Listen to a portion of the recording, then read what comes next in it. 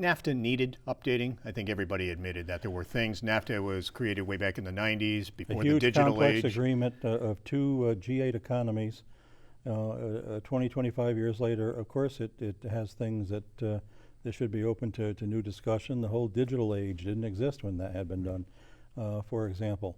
I will say, unfortunately, this new agreement was a missed opportunity. Because in a bipartisan way, both Democrats and Republicans, who need to remember that Hillary Clinton said, and Bernie Sanders were saying in the last presidential campaign, NAFTA is the worst agreement ever made. And so it wasn't just President Trump. I'm not sure it would have been much different no matter who was president. There was a tone that undermined the existing consensus around trade, and particularly the U.S.-Canada special relationship. And so rather than what ideally would have happened, which is that, gee, we've been doing this for a couple of decades. This is really good. Let's look at opening some new things. Let's look at making this even better. Instead, it began from a negative message. Oh, it's the worst agreement ever in the history of the world.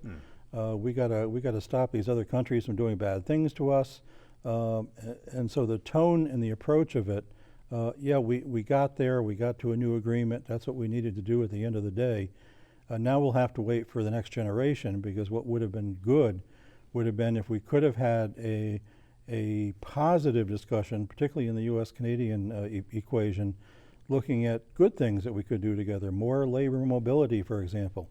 NAFTA has a number of special categories of employees, special professions, that are virtually free movement. Trade NAFTA visas, engineers, registered nurses, accountants, a number of categories. Would have been nice to expand some of those. It would have been nice to recognize the degree to which our companies now have binational operations on both sides of the border. So let's make it easier to have intra-company transfers and personnel and specialists move back and forth without such complex visa requirements. Some things like that would have been very welcome. In the atmosphere of the discussions, those things weren't possible. They'll have to wait for the next time. The MTA budget look as if it's getting closer. The capital plan, the 5-year capital plan, look as if it's moving along and getting to the point where it will be finalized? Yeah, and that's always of great interest to us. And again, a lot of people, sometimes upstate, Jan Dupree used to always talk about this, how she'd always been an enthusiastic promoter of the MTA capital budget, and she'd have constituents saying, how come you're shoveling money to the city of New York? Well, it's because it goes down there and it turns around and it comes back up here to buy trains and buses and other components that we're making up here. And so we're very pleased with the overall heightened investment in mass transit in the city of New York. One of our priorities in Washington this year will be, hopefully, in spite of the atmosphere in Congress, they did do USMCA, they are getting some other things done. We hope one of the things they get done this year is a new multi-year surface transportation bill. Traditionally, we like to see those federal bills being 5 years at a time, particularly on the capital end. Therefore, cities know over 5 years that they'll have the federal capital funding to say, okay, I'm going to go out and change my fleet of buses. I'm going to invest in new rail cars for my commuter rail and do those things. We're running out of the last 5-year bill. It's up this year. We don't want to get back into 1-year extensions, because then you start seeing fewer contracts going in the pipeline, because some very conservative transit agencies will say, well, I know everybody says the feds will come through with the money, but we're going to wait and see that it's actually passed. So we don't want to get to that point. So we're going to be working actively in Washington to promote a new 5-year bill. What else did you see in the governor's state of the state, and particularly in his budget, that you applaud? Another round of the regional economic development councils all around the state. Certainly the 10 happy councils. to see that system continue. There's going to be another round of the DRI, the Downtown Revitalization Program, which means another downtown somewhere in the North Country will be selected this year for those benefits. We're certainly pleased that the governor embraced a year ago, and then once again in his State of the State and his budget message this year, the need to, as he did with broadband in rural areas, to put the state behind enhancing cell phone coverage in rural areas through various means. Last fall, he appointed a task force to provide some recommendations that we know have been submitted and are being considered by the governor's office. We're very pleased he put Betty Little and Billy Jones both on that task force to help with that. They've both been great voices on that front. He didn't put a dollar figure in the budget. I was in Albany the last 2 weeks for a few days each week, talking with Betty and Billy Jones and Dan Steck and Neil Breslin in Albany and others about the need to, as part of the budget process, hopefully go back now and actually define a first year of funding and how that would work, at least for some demonstration and pilot projects in the Adirondacks that start to create the precedent that the state of New York, as it did with broadband starting several years ago, is going to start to help us in the North Country, and particularly the Adirondacks, close the major gaps. You're never going to have 100%. That would be foolish to think so. But the major tourism routes, the major roadways that most travelers are traveling, and all of the hamlets in the Adirondacks, if you could get to that point, that would be transformational. Anything in the budget, in the governor's budget, that was a particular concern for businesses here in the North Country?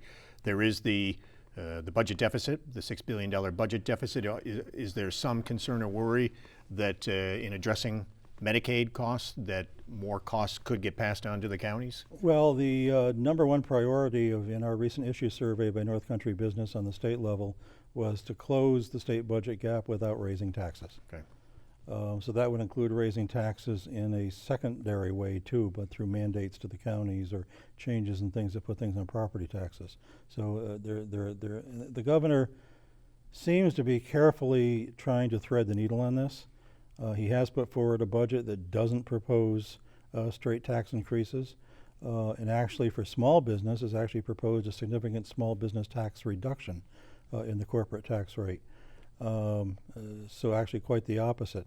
There are some proposals to provide some incentives and disincentives to counties on hitting certain levels or how they perform in their administration day to day of the Medicaid program. Mm-hmm. They have reason to be concerned about that because their capacity to do that is fairly limited. The qualifications are set by the state. I'm sure the state would be the first to come in and hammer them over the head if they looked like they were keeping people off the rolls to try to keep the cost down. There may be some economies they can carry out, but there needs to be great care on that. I know the upstate legislators are going to make sure there's great care on that. But all in all, it looks like, at least at this point, it needs to be watched, that deficit is going to be addressed in a way that doesn't simply do what some legislators want to do, which is just hike taxes. You talked about your business survey. You do that every year. You Yes. send out a questionnaire to thousands of businesses in the North Country, ask them what the important issues are for them, how they feel about their business and business growth for the year. Once again this year, very strong, 96% total. You had more businesses saying this year that they see growth coming in 2020, about almost 75%. 73% said they expect business to be up this year. Another 23% expect business to be steady for a 96%. That 96% is the same as last year, which was a record high. So it has remained there. And everything indicates that why that would be. The national economy certainly continues to boom. We're part of that. Unemployment's at historic lows. One of the biggest challenges of business and growth for us now, which is a happy challenge to have, really is the size of our workforce pool and the ability to get workers and workers with the right skills. That was a key priority in Albany as well, is to have more flexible support for workforce development and training than the state currently provides. We've seen new highs in sales tax receipts by Clinton County, for example, and occupancy in hotels. We saw the Polycom, a national economic analysis firm based in Florida, does a nationwide assessment of the more than 500 micropolitan areas for economic strength. They look over a 17-year period, so not a spike of what happened in a given year. And an area could have a spike because they happen to have some big development or something happen that spiked them up for a year. But they look over a period of time for sustainable indicators of economic strength. And we thought we had done extremely well. We had done extremely well last year. We came up 40th out of more than 500. And this year we came up to 26 across the whole nation for small city micropolitan areas like Plattsburgh. So 96% is understandable. Business understands that. They see that. They feel it every day. Norsk Titanium's new plant is finished and will open soon? The building is open. The machines are moving in. I and our team at the Chamber are going to be going over for our first tour in a couple of months next week. There are 6 machines on the floor in the new building. This is all in addition to the 9 machines that have been producing at the other building, which they will continue to occupy. Mm-hmm. So there have been 9 machines producing parts already for Boeing. There are Norsk parts made in Plattsburgh on planes that are flying today.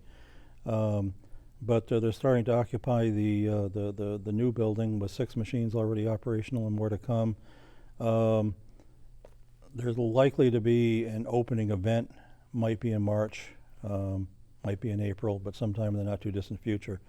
But that event and its timing has nothing to do with the fact that things are proceeding full steam ahead in terms of getting operational. And the state, a partner on that, to 32 machines altogether is what they're Yes. aiming for right now. Are they continuing to get approval to supply more and more airline manufacturers? Or are they? Yes, and they are looking, well, I don't want to reveal too much of their internal business planning. They're looking at other sectors, and they always were, but they're even more actively looking at other sectors that use titanium components besides aerospace, other kinds of things. They had talked about the military and the options there. Military, mining apparatus, other kinds of things too. So they're looking to expand the market beyond aircraft. The hope is they may reach that 400 employee level at some point in the coming years? I think in the foreseeable future they'll reach a couple of hundred, but then if there's continued growth, and they're highly aspirational with the new technology and particularly the thought about other kinds of lines of business. You know, I think there's every reason to be optimistic. This has been the real true success story of the SUNY Poly approach to economic development. Some of the others have struggled a bit and are needing more time. This is the real success story.